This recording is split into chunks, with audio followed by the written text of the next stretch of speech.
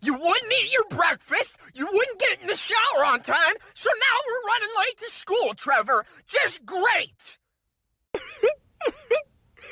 Mom, stop! I have to tell you something! What in the fuck could you possibly have to say? I forgot my backpack at home! Don't hit me!